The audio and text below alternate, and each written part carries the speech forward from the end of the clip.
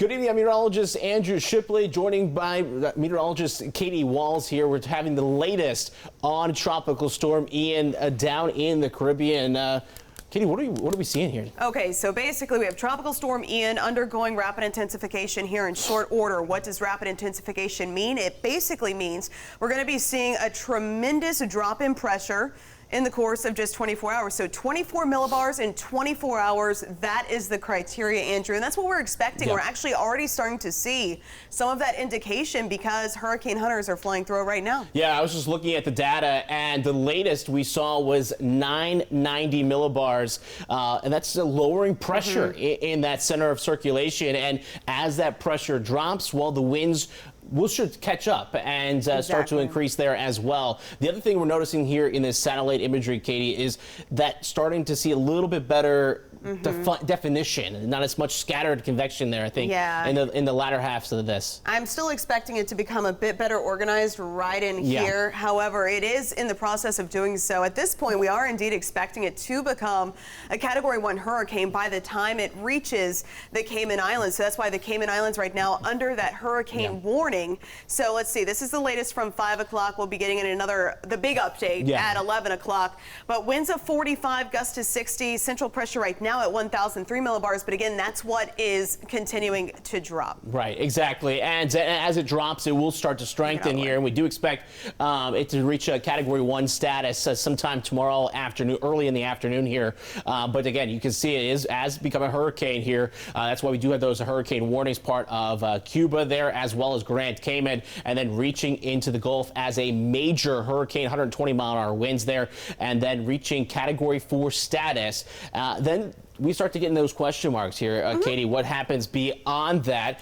You do see that weakening here, but how quickly does it weaken? Because we're going to be seeing that wind shear impacting that as well. Because that's one question I've had from a lot of neighbors asking, how is it possible for you to go from a 4 to a 3 to a 2 to a 1 and then to a tropical storm so rapidly? And it is because of an approaching cold front, which we'll show you here in just a minute. But basically, that's going to more or less start to shear it apart. Wind shear, strong winds upstairs, that helps to basically cut off those big thunderstorm cloud tops.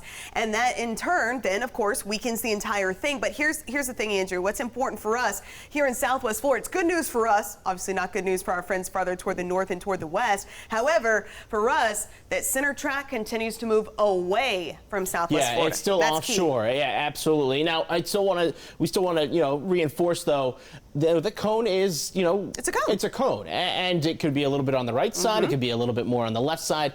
There's that little bit error in there that they build into these forecast cones. So this is why, we do think it's going to be somewhere in that cone there. But that's the thing to keep an eye on. Exactly. And even if, also keep in mind that cone is for the center of the storm. I mean, you have impacts that can stretch out a couple of 100 miles away from that storm center. So just keep that in mind as well. So even though I'm not necessarily at this point expecting a direct hit, we're still going to have impacts. Absolutely. And especially with such a strong storm, a building storm, there's a lot of energy that this is going to be producing. And so speaking of that, there's a lot of energy in our ocean water. I mean, we're talking Caribbean temperatures, 80s and 90s out there.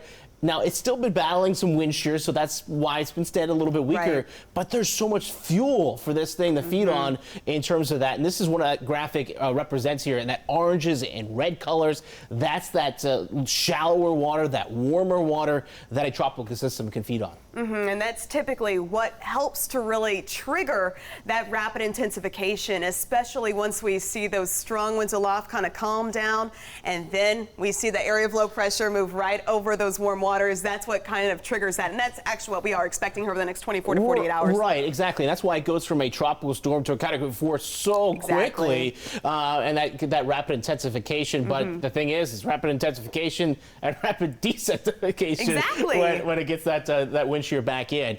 Looking at the latest forecast models, again, very good agreements as we get in towards the Gulf of Mexico. That's when they start to diverge there. Once we get in towards next week, you can see some of the tracks a little bit more to the right, some of them a little bit more to the left. Now, that more left track would mean a little bit less impacts for us, which is okay. I mean, obviously not for our friends in Panhandle, but okay for us here in Southwest Florida. Exactly. The farther offshore, the lower the impact. But even any storm offshore, we're still going to have the storm surge. We're going to have the beach erosion. We are expecting the risk for flooding rainfall, which again we'll show you here in just a minute. But yes, we are still going to be dealing with impacts, mainly Tuesday night, especially Wednesday into Thursday. So that's kind of our time frame at this point. We'll know more tomorrow once we have new data, and plus once Ian starts to undergo that rapid intensification, Andrew, that's when we're really going to know a whole lot more about the system. And you can see even in that this last loop here that it went from a very disorganized system to a defined eye as it approaches Cuba. As we do expect that rapid intensification. Now, I think we got pretty good agreement in the models there is looking at that western Cuba possibly is that crossover point there just to the west of Havana. And it's also going to be interesting to see its interaction with the land because we do have a lot of mountainous terrain there. So I'll be curious to see what happens. But regardless, you can see that very distinct, that tightening up, that intensification for sure over southeastern Gulf of Mexico. Absolutely. Now, also in this graphic is that frontal boundary stall to the north. And that's the big key here because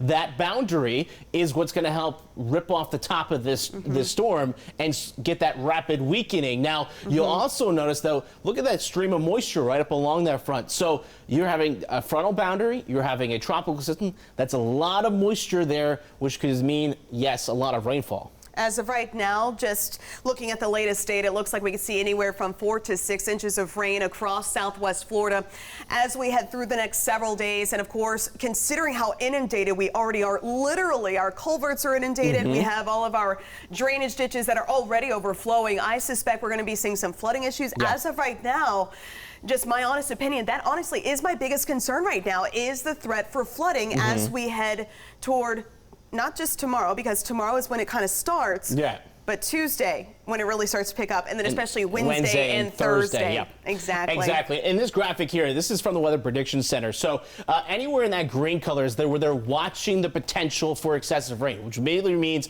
you can see 1 or 2 flood advisories. We've been seeing these basically every afternoon with our heavy thunderstorms. They issue a watching risk. Now, look what happens when you get into Tuesday. They issue these about a 3-day span here. So Tuesday is that last one they've issued, and they're going up to not just watching, but possible, and so that means we'll probably definitely see flood warnings, flood advisories out there as we get into Tuesday.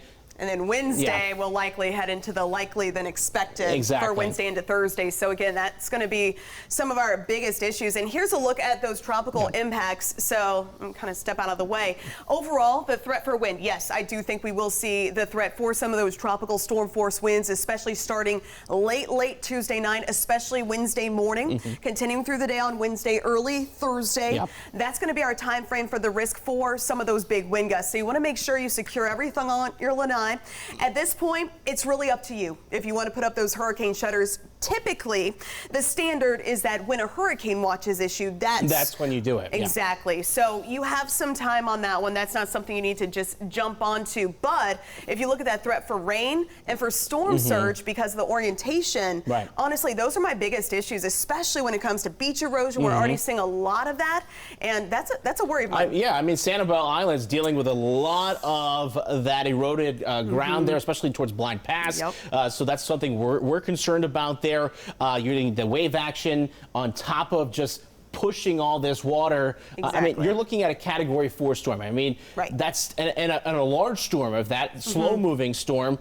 That's a lot of time to generate those swells, that water to get pushed back towards our areas. And with the orientation of our topography, a lot of that's going to be pushed into our back base. Exactly. That's one of the risks of having any sort of storm, even if it's hundreds of miles offshore, which is, of course, what we're hoping. The farther away, the better, of course.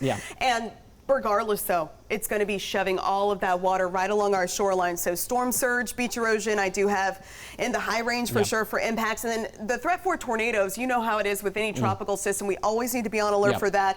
As of right now, that threat is low, could be bumped up to moderate, but it's just always something we're monitoring pretty closely. Absolutely, especially being on the side that we are, that northeast side as it comes across, usually that dirtier side, a little bit more potential there. Take a look at this. This is our tropical storm wind swath here. here. So anywhere in that yellow color there is where we could see the potential for tropical storm force winds. Now, as you get closer towards that center, you get in the red colors, that's going to be right near that eye there. It looks like a very shallow hurricane force winds, but that swath of tropical storm force winds is pretty wide there. Yes, I'm expecting tropical storm force conditions. Basically, your wind gusts are going to be 39 to 57 miles per hour. And you know what, friends? That's kind of normal for any afternoon storm, you know, for a strong to even severe storm. Remember, a severe storm is categorized by winds of at least 58 miles per hour. And I think that's kind of what we're going to be up against, especially Wednesday into Thursday. And here's another look. This is a really nice probability map that I like. And wherever you see the orange, notice it's likely. It's likely. And you notice, though, expected just offshore, and I'm thinking even along our beaches, probably going to see a little bit higher in terms of those winds as well. Absolutely. The closer you are to the center of circulation, the bigger your winds are going to be. But as of right now, we are cautiously optimistic that wind's not going to be our biggest concern. I think it's mainly going to be the storm surge, beach erosion, and also that threat for flooding rainfall. And it looks like that threat for flooding rainfall, that will be present across all of Southwest Florida, friends. Yeah, exactly. There's really those two big things that jump out to us with this. Now, again, it'll still be breezy, it'll still be windy out there, but it's not going to be what you expect for maybe a direct landfall of a tropical system. Exactly. So long as that center track stays farther away from us, that will be better. So we're both going to step over here now, so that way I'm not completely crowding everyone.